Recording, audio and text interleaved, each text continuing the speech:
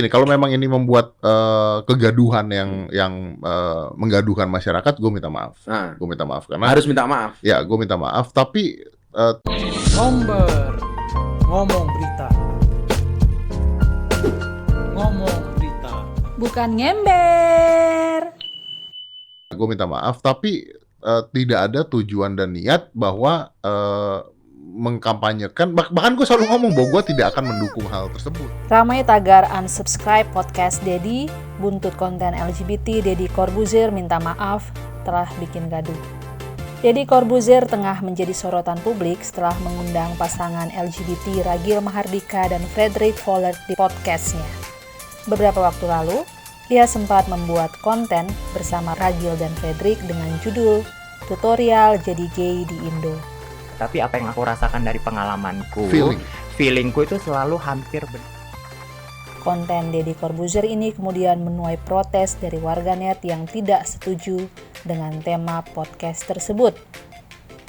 Banyak warganet yang menilai podcast itu tidak pantas ditayangkan di Indonesia. Kemudian ramai ajakan untuk berhenti mengikuti kanal YouTube Deddy Corbuzier, dan hal itu kemudian menyebabkan ada banyak yang unsubscribe di podcast YouTube akun yang sudah sangat terkenal itu. Sementara itu, ada lebih dari 2.000 cuitan dalam waktu singkat yang membahas tentang tagar itu. Tak ingin masalah ini terus berlarut-larut, Deddy Corbuzier kemudian menyampaikan permintaan maaf atas kegaduhan yang telah terjadi. Seperti biasa, ketika gaduh di sosmed, saya minta maaf, kebetulan masih dalam suasana bulan Syawal, kata Deddy Corbuzier. Dikutip dari tribunnews.com, Deddy juga menegaskan dia tidak mendukung kegiatan LGBT. Namun, dia hanya ingin membuka fakta bahwa fenomena LGBT memang nyata adanya. Sejak awal, saya bilang tidak mendukung kegiatan LGBT, saya hanya melihat mereka sebagai manusia.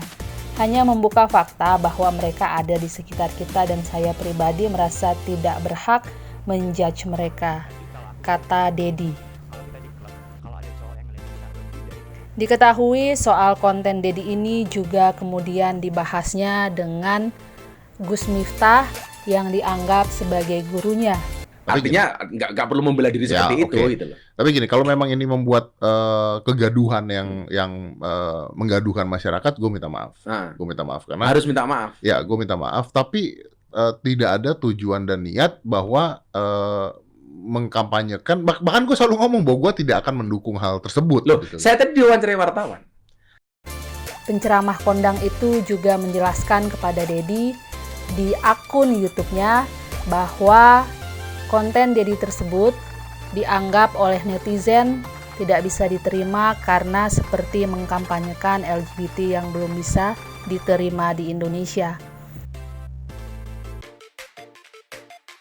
Sementara Ragil Mahardika juga mengatakan dia sendiri tidak merasa berhak untuk melarang takedown-nya konten tersebut. Dia merasa sudah melakukan tugasnya untuk menyampaikan apa yang selama ini dia ingin sampaikan kepada publik.